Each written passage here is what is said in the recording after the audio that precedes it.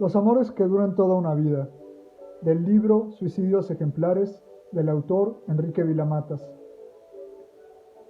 Ser profesora de instituto no es un trabajo apasionante. Yo diría que incluso ser bedel lo es más. Pero tiene la ventaja de que estás en alucinante y permanente contacto con la mediocridad humana. Y así una nunca se olvida de dónde realmente está y en qué mundo vivimos. Y, además, puedes disfrutar de muchos meses de vacaciones. Agosto es mi favorito. Se va todo el mundo de Zaragoza. Se largan a playas infectas a comer helados venenosos y me dejan a mí bien tranquila con mi abuela en el piso de la Gran Vía. Ahí fumamos. Mi abuela lo hace en pipa. Grandes escándalos los suyos cuando era joven y estaba mal visto que las mujeres fumaran. Me lo ha contado no sé ya cuántas veces.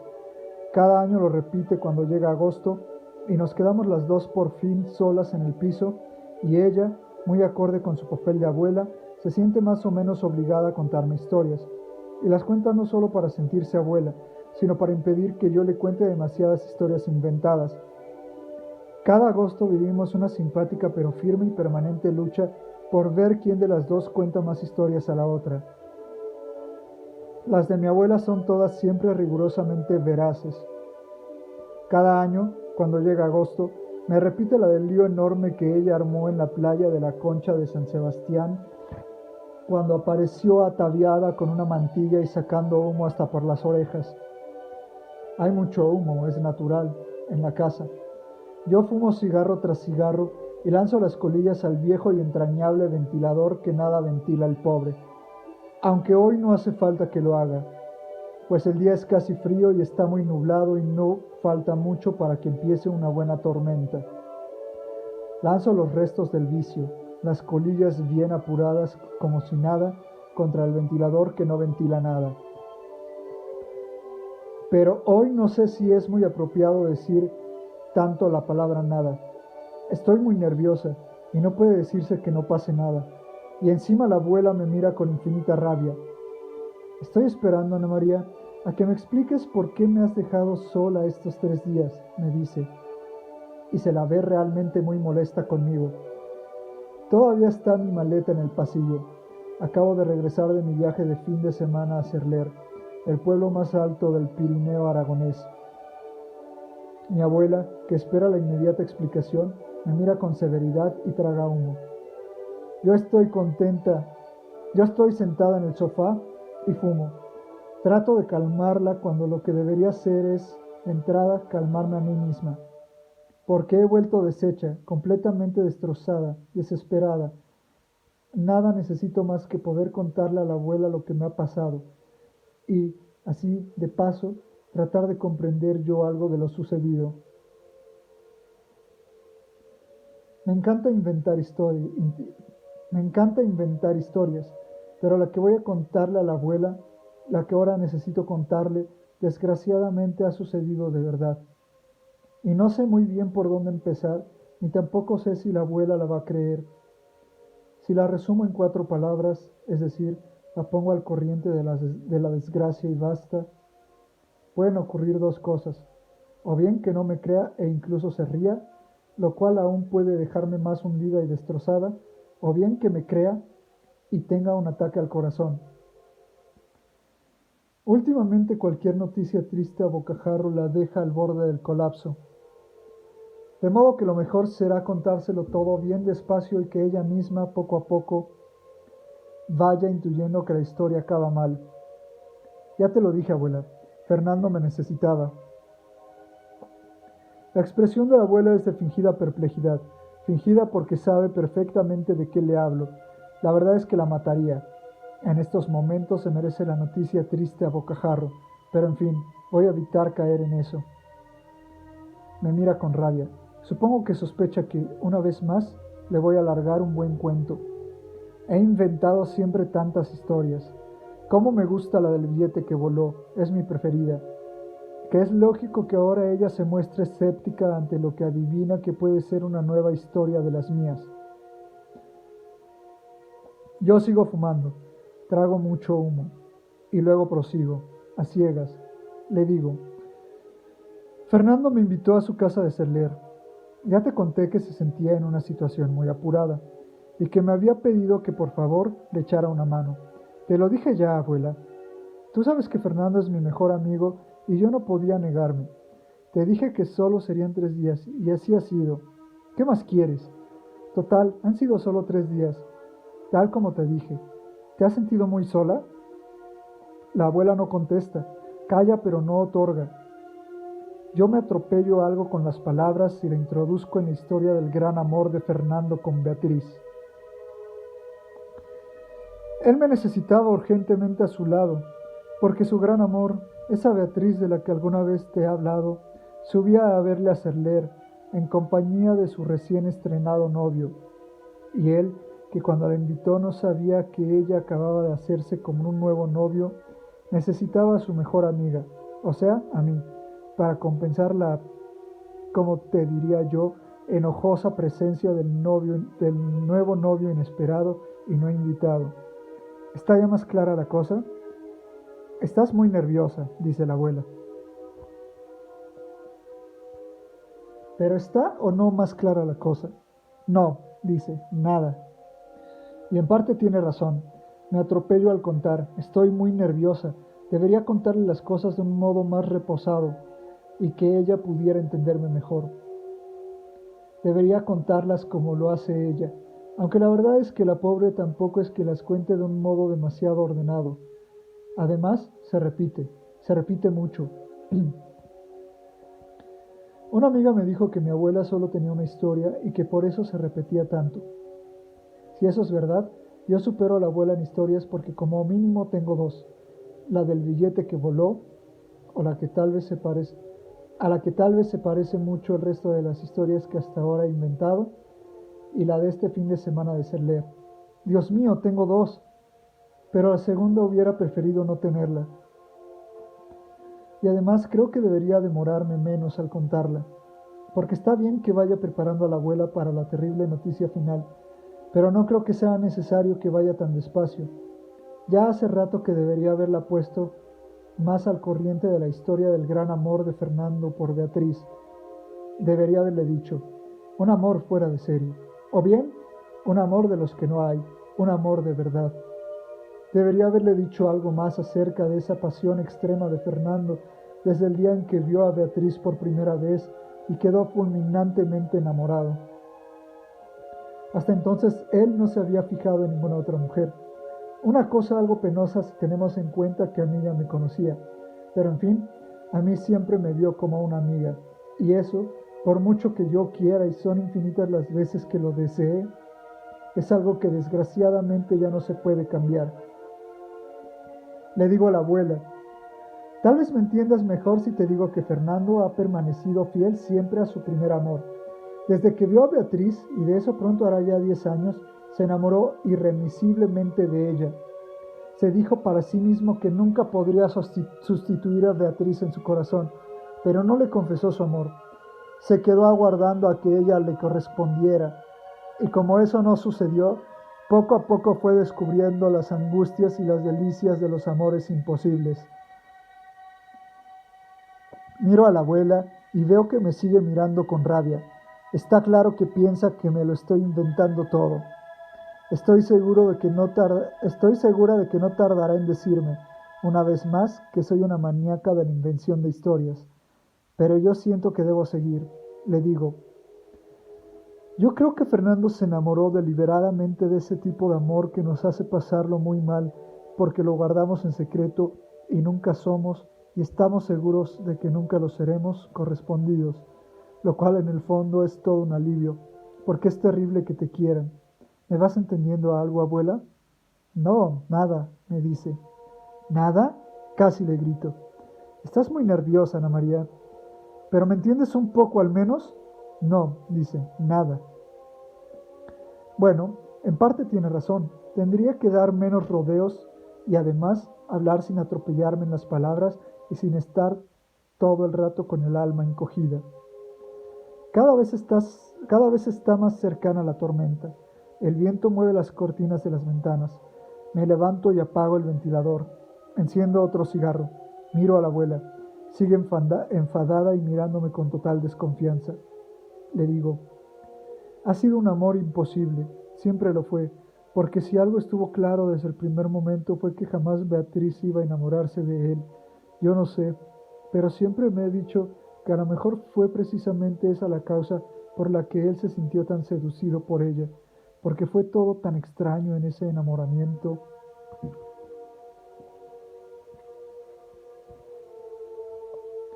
Me digo si no habrá algo de escandaloso en mis palabras, pues a pesar de estar tratando de contar algo muy doloroso para mí, siento cierto placer perverso al narrarlo. Tal vez tenga razón la abuela cuando me llama maníaca de las historias. Aún recuerdo, le digo, el día en que él la vio por primera vez y vino a mí para decirme unas palabras que se me han quedado muy grabadas. La prueba es que las recuerdo con toda exactitud. Me dijo Fernando, no sabes, Ana María, lo guapa que es la mujer que acabo de conocer. Es alta, morena, con una magnífica cabellera negra que le cae en trenzas sobre los hombros. Su nariz es griega, sus ojos resplandecientes, sus cejas altas y admirablemente arqueadas. Su piel brilla como si fuera terciopelo mezclado con oro. Y todo esto unido a una fina pelusilla que oscurece su labio superior, da a su rostro una expresión viril y enérgica que hace palidecer a las bellezas rubias. Hago una pausa. Todavía me sorprende la exactitud con la que recuerdo esas palabras.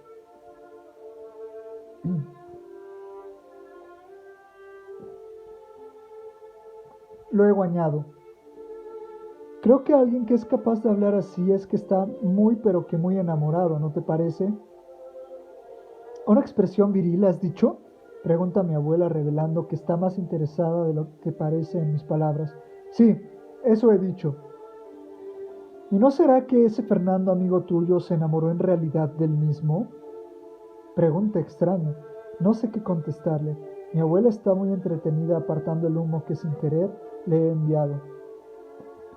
Así que ya vas entendiendo algo de lo que pretendo contarte, le digo. Vana ilusión la mía. No entiendo nada, me dice, y sonríe. También yo sonrío, aunque poco, pero sonrío. La verdad es que lo necesitaba. Entiendo que la abuela me está dando un margen de confianza. Sin duda ella piensa que invento, pero al menos no está segura del todo.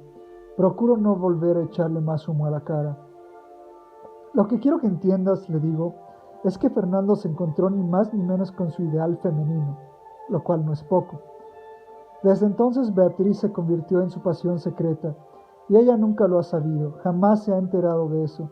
Así están las cosas, y así estaban cuando llegué a hacer leer y vi. ¿A qué no sabes lo que vi? Cualquier cosa, dice la abuela. Pues vi, le digo, y que piense lo que quiera. Nada menos que paracaidistas que caían alrededor del pueblo, practicantes del parapente pirenaico. ¿Has oído hablar de eso? No contesta. Le explico en qué consiste el parapente. Le digo que es una variante fascista del ya de por sí fascista ejercicio de dejarse caer, así porque sí, sobre los pueblos tranquilos. Imagino que va a decirme que no me disperse, cuando de repente se encoge de hombros, como tratando, supongo, de decirme que todo eso que le cuento le importa un rábano. Y me sorprende diciéndome todo lo contrario. Te estás yendo por las ramas, que es a donde van a parar las vulgares y malas paracaidistas. Anda, recuerda dónde estabas. Vuelve atrás. Creo que le estabas empolvando la nariz a esa señorita llamada Beatriz. Parece pues que la tensión entre las dos está disminuyendo notablemente. Ya no hay casi rastros de reproche por haberla dejado sola durante 3 días. Pero no deja de ser lamentable comprobar que se toma a risa mi historia. Está claro que no cree ni una sola palabra de lo que le cuento. Seguro que está pensando que me he ido con Fernando a pasar el fin de semana a Salau y punto. Pero su inesperado buen humor me reconforta.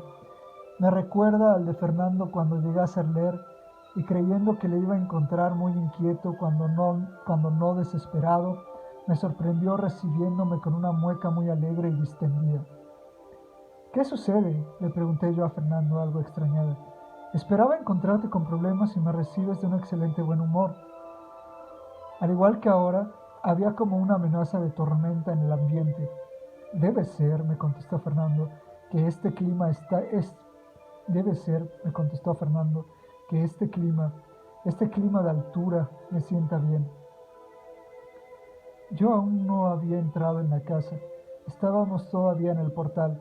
De repente me di cuenta de que había tenido siempre un gran ascendente sobre él y que yo era tal vez la única persona del mundo capaz de alegrarle, quizá porque era la única que conocía su secreto y, por tanto, la única con la que, llegado el caso, podía realmente desfogarse.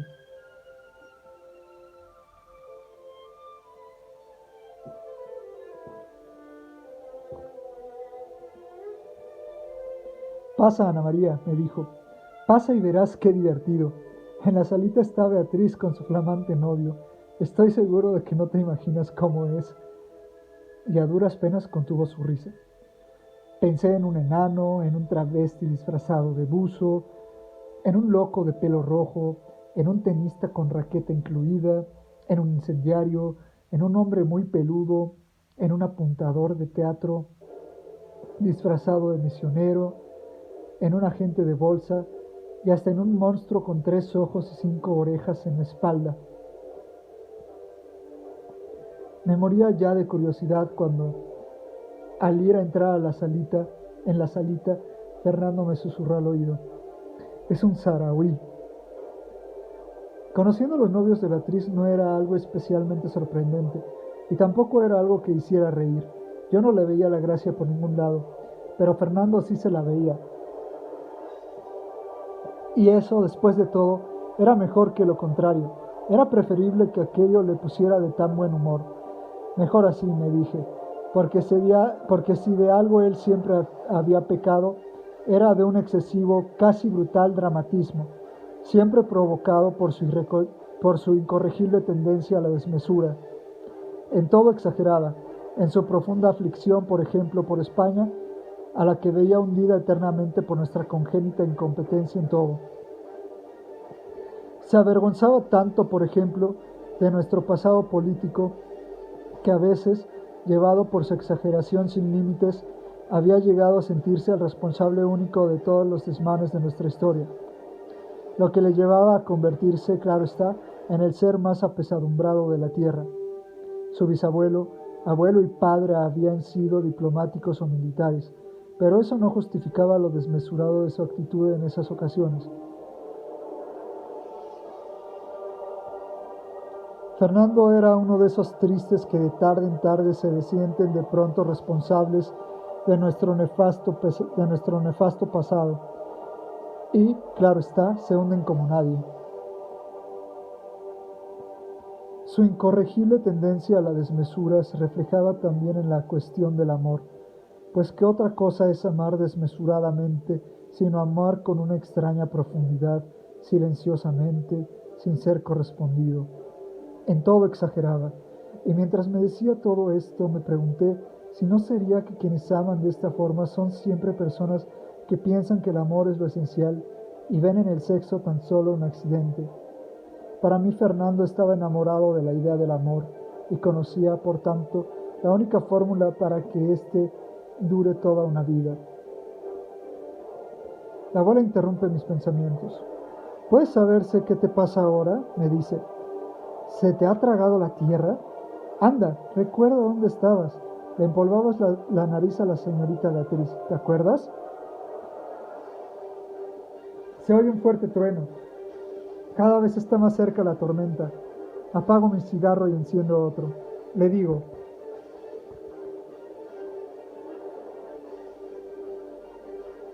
ah, sí. Y el novio de ella, fíjate qué curioso, era de nacionalidad saharaui. Saharaui.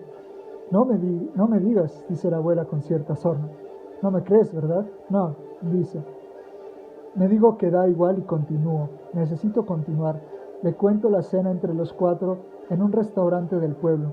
Le explico que, al principio y a petición de Fernando, me tocó hablar mucho a mí, y que conté la historia del billete que voló en mi infancia.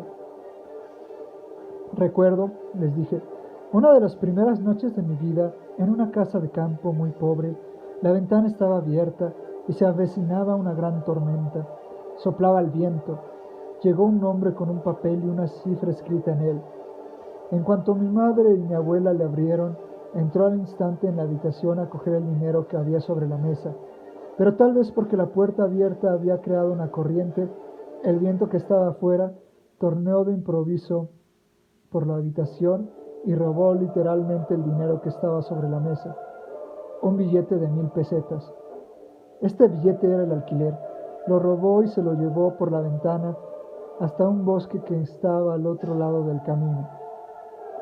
Inmediatamente mi abuela corrió afuera, corrió al bosque a buscar las preciosas 1000 pesetas, y mientras tanto se oían truenos. Empezaba a llover, y mi madre rogaba al hombre con infinitas palabras tiernas y suplicantes que nos perdonara. El viento había robado el alquiler.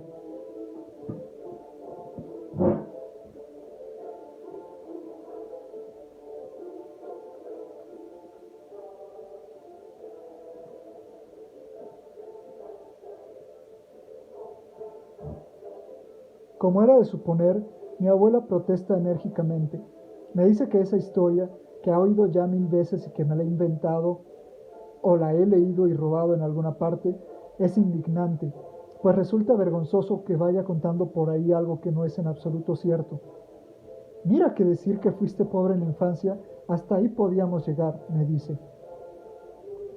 Yo no digo que fuera pobre en la infancia, lo fui, pero en fin, si tú te empeñas en decir que no, yo no digo eso exactamente, sino que me dedico a evocar un miedo universal, cierta amenaza que flota siempre en el ambiente, el bosque y el viento robando el dinero de las niñas, robando el dinero en las casas y escondiéndolo para llevar a la gente a la desesperación. Mi abuela continúa furiosa e insiste en que es indignante que diga que fui pobre en la infancia. Y yo, en vista de que se enfada tanto, le digo que la historia del viento que robó el dinero ya no la contaré nunca más por ahí. Ya tenía ganas después de todo de olvidarme de ella. Pero que, eso sí, es conveniente que sepa que hasta ahora esa historia siempre me resultó muy útil para justificar ante la gente mi miedo a salir de casa. Eso la calma notablemente. Me dice que podría habérselo dicho antes. Porque todo el mundo, y ahí remato la faena, sabe que yo no soy de las que salen por gusto fuera de casa, pero siempre andan preguntándome a qué se debe esto. Me lo preguntan como también me preguntan por qué aún no tengo novio o por qué fumo tanto. Porque a mí me preguntan de todo. No sé por qué, de todo. Y yo para todo tengo respuesta. O la tenía, porque como ahora he renunciado a la historia del billete que voló, ya veremos qué les cuento. Pero en fin, renuncio a esa historia que, por otra parte, yo creo que encerraba una idea muy melancólica que servía para explicarlo todo. La abuela, como queriendo compensar la tiranía de haberme prohibido la historia, me dice que siga contándole cómo fue esa cena tan interesante en el restaurante de Serler. Le digo que bebimos mucho y que el saharaui, que se llamaba Idir, no hacía más que crear una gran tensión, pues apenas pronunciaba palabra y solo se dedicaba a mirarnos fijamente a los ojos como reprochándonos algo. Como si estuviera censurando nuestra frivolidad de restaurante. Y como por su parte Fernando, con su peculiar conducta de anfitrión, no hacía más que aumentar la ya de por sí gran tensión. Mañana subiremos todos al pico del Aneto, nos decía de vez en cuando, yo creo que en tono amenazador y también desafiante. La cena resultó un completo fracaso. Se le escapa a la abuela una nueva e irritante risita de incredulidad, y yo siento ya deseos de mandarlo todo a paseo, decirle ya de una vez a la abuela que Fernando ha muerto, que ayer le enterramos en Serler y que yo estoy destrozada y siento vértigo ante la vida. Ya nada será como antes. Decirle todo eso de golpe, sin más contemplaciones, y luego retirarme a mi habitación a llorar y a pensar en el profundo amor que yo he sentido por Fernando, siempre en secreto, desde el primer día en que lo vi. Solo yo sé que nadie podrá sustituirle en mi corazón, y mi desgarro es infinito. Ahora la abuela fuma con repentina ansiedad. Yo soy consciente de que, si le digo de golpe que Fernando ha muerto, puede tener una recaída brutal en su ya de por sí maltrecha salud. Sin embargo, esa risita de incredulidad me saca de quicio. Soy capaz de cualquier cosa para acabar con la maldita risita. Dios mío, ¿por qué no querrá creerme? Pero no, no voy a decirle las cosas de una forma tan brutal. Tengo que prepararla para la noticia. Voy a tratar de seguir contándoselo de una forma suave, muy lentamente, tal como me lo he propuesto desde un principio. Pero me enerva, no puedo evitarlo, esa actitud de sorna y desconfianza y ese ridículo resentimiento por haberla dejado sola por 3 días. De vez en cuando, le digo, caían paracaidistas sobre el pueblo y uno cayó sobre el flan que pedí de postre. Me mira como pensando que soy una desgraciada y de repente, como si hubiera leído en el fondo de mi alma toda mi tragedia, me pregunta: ¿tú estás enamorada de Fernando? ¿No es eso? ¿Crees que tu abuela no se ha dado cuenta? ¿Pero no será ese Fernando un amor imaginario? ¿No será simplemente la figura de un sueño? Me contengo como puedo. Voy a romper en llanto. Ya no le veo sentido a la vida. De nuevo me siento tentada de decirle que Fernando ha muerto y luego que pase lo que tenga que pasar. A fin de cuentas, ¿qué importa ya todo? Pero acabo retomando como puedo el hilo y le repito que bebimos mucho y que a Fernando se le veía cada vez más divertido, pero también más peligrosamente enloquecido. Tras la cena, le digo, regresamos a casa. No había entre nosotros demasiado buen ambiente que digamos. Encendimos el fuego. ¿No es maravilloso en pleno agosto poder hacerlo? Beatriz, muy ilusa la pobre, no paraba de buscar con los ojos nada menos que la aprobación de Fernando a su nuevo novio. Vivir miraba y miraba. Hacía frío y el clima era, tal como decía Fernando, de altura, y en todos los sentidos, porque Fernando parecía definitivamente instalado en la helada y solitaria cima de su gran pasión por Beatriz, clima de altura en el que en el filo casi visible de un cuchillo cortaba el aire. Clima de altura en el que el filo casi invisible de un cuchillo cortaba el aire. No puedo creerte, dice la abuela. Esta vez yo creo que para molestar. Vuelvo a ir. Le digo que miraba y miraba, y que aunque lo hacía teóricamente con profundidad, parecía que solo supiera hacer eso. Fernando, que se mantenía de un buen humor impecable, comenzó a mirar y a mirar a Idir, y finalmente no pudo más y le dijo: una pregunta, amigo Idir, solo una pregunta. Era la primera vez que se dirigía a él en toda la noche. Vamos a ver si puedes aclararme lo siguiente.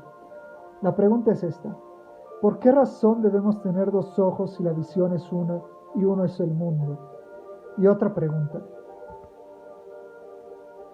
¿dónde se forma la visión? ¿En el ojo o en el cerebro? ¿Dónde se forma la visión? ¿En el ojo o en el cerebro? Y si es en el cerebro, ¿en cuál de sus zonas? Le digo a la abuela que era evidente que Fernando estaba ya muy borracho. Edir sonreía diplomáticamente. También era evidente que, a pesar del buen humor de Fernando, en cualquier instante aquello podía convertirse en un polvorín.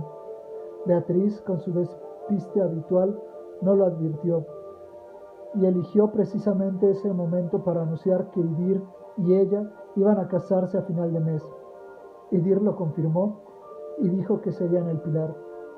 Qué mal gusto, comenta la abuela. Le digo que esto es lo de menos y que lo importante, la voy preparando como puedo, es lo que vino después. Fernando bebió más, mucho más, y cada vez estaba más simpático. Me has dicho que eres cubano, o no, perdona, filipino, guineano. ¿De dónde diablos me has dicho que eres? Le preguntó a Idir. Tal vez éste se sintió algo maltratado, pero no pareció concederle mayor importancia o supo disimularlo muy bien. Después de todo, se notaba que Fernando había bebido mucho. Idir se limitó a decir, en un tono de voz amable, que era saharaui. ¿Y del Polisario, no? Preguntó Fernando con los ojos algo fuera de órbita. Por supuesto, contestó Idir, y tal vez para no ser tan parco como hasta entonces, se extendió algo más en la respuesta y habló de la gran tragedia que vivía su pueblo, condenado al doloroso exilio y a la guerra en el desierto. Me puso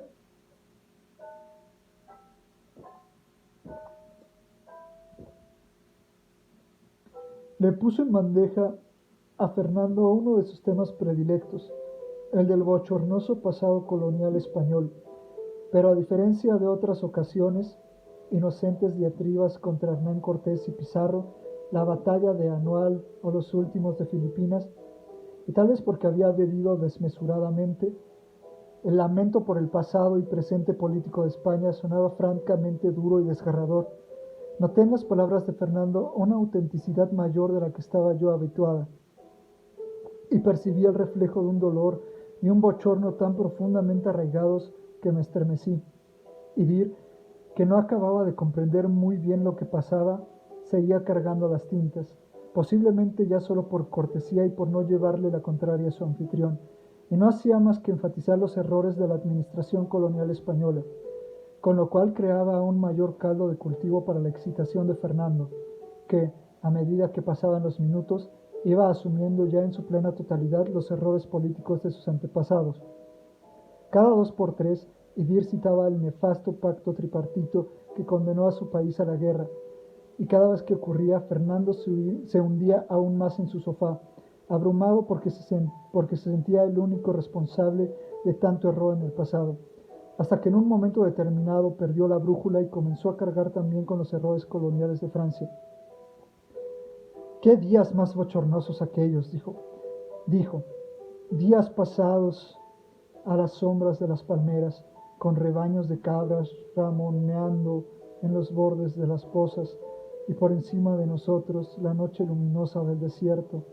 Qué días aquellos más sórdidos y vergonzosos, vividos junto a las caravanas que pernoctaban en los viejos mesones, mientras nosotros, impasibles y fascistas, bebíamos sin cesar Cap Corse y leíamos Le Courrier du Maroc.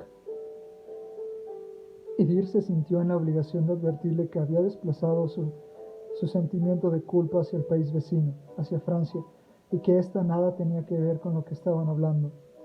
Fernando apenas lo oyó, se levantó para ir al lavabo y al pasar junto a mí señaló con disimulo a Beatriz y me susurró al oído. Nadie puede abrazar su alma. ¿Te das cuenta, Ana María? Nadie puede abrazar el alma de nadie. Lo dijo con desesperación. Pensé si no habría estado él representando toda una farsa para encubrir su dolor ante la boda de Beatriz. Cuando regresó del lavabo era la palidez misma. Bueno, nos dijo, será mejor que nos acostemos. Mañana hemos de subir al Aneto. Se había creado cierto clima de altura junto al fuego. Aquel fue tal vez el momento de mayor intensidad de la noche. Fue también la última vez que vi a Fernando con vida. Se encerró en su habitación mientras nosotros nos quedábamos un rato más en la salita comentando lo raro pero divertido que había sido todo. Mañana será otro día, dije yo, y en ese momento sonó, seco y duro, el pistoletazo con el que él se quitó de en medio. Porque Fernando ha muerto, le digo de sopetón a la abuela. No he podido evitar decírselo de otra manera, pero se lo he dicho con cierta calma y distanciamiento, eliminando todo dramatismo, como si fuera un cuento. La abuela me mira incrédula. Bueno, ¿tampoco me crees ahora? No, dice. Sigue creyendo que todo es una burda invención mía. O tal vez es que simplemente prefiere ver las cosas de ese modo.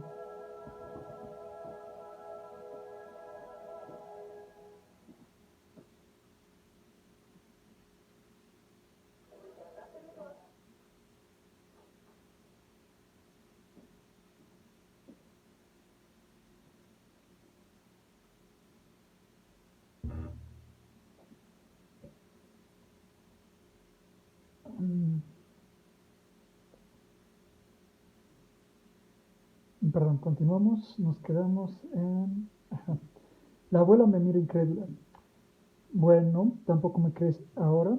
No, dice. Sigue creyendo que todo es una burda invención mía. O tal vez es que simplemente prefiere ver las cosas de ese modo. ¿De verdad que crees que invento? Le digo. Sí, dice. Se me ocurre que tal vez estén mejor así las cosas, y decido resignarme a que ella no me crea, aunque es terrible porque eso aumenta mi soledad, mi desesperación. Fernando, concluyo ya sin ánimo, pero prefiero concluir, dejó una carta. En ella explica que Como se estaba muriendo literalmente de vergüenza, de la vergüenza de ser español, prefirió no prolongar tanto el sufrimiento y darse muerte él mismo. Pero pienso que es difícil creer en la sinceridad de esas palabras. ¿Ha existido alguien alguna vez que se haya muerto realmente de vergüenza? Sí, dice la abuela. Pero yo más bien creo que hasta el último momento amó a Beatriz con todas sus fuerzas y que con esa carta tan solo quiso encubrir el verdadero motivo por el que se mataba. Hasta el último momento la amó en silencio y desesperadamente, y sin duda no deseaba turbarla, y disfrazó de protesta lo que no ha sido más que un acto de pasión. ¿No te parece? La abuela no responde. Está vaciando su cenicero. Yo estrello otro cigarro contra el ventilador. ¿Sigues sin creerme? Le digo. Te creo, Ana María, te creo. Aunque la ve como ficción, le interesa ahora mi historia lo suficiente como para creer en ella. Algo es algo. En compensación, yo dejo que se desgarre mi realidad. ¿Estás convencida de que se ha matado por pasión y no por protesta? Me dice. Eso habría que preguntárselo a él. ¿Y tú no lo podrías hacer? El cielo está muy encapotado. Se oye un nuevo retumbar potente de truenos. Cierro las ventanas para que el viento no robe mi historia. ¿Y tú no lo podrías hacer, Ana María? Sería tan imposible como preguntarle algo a la imagen de un sueño, al hombre de mi vida.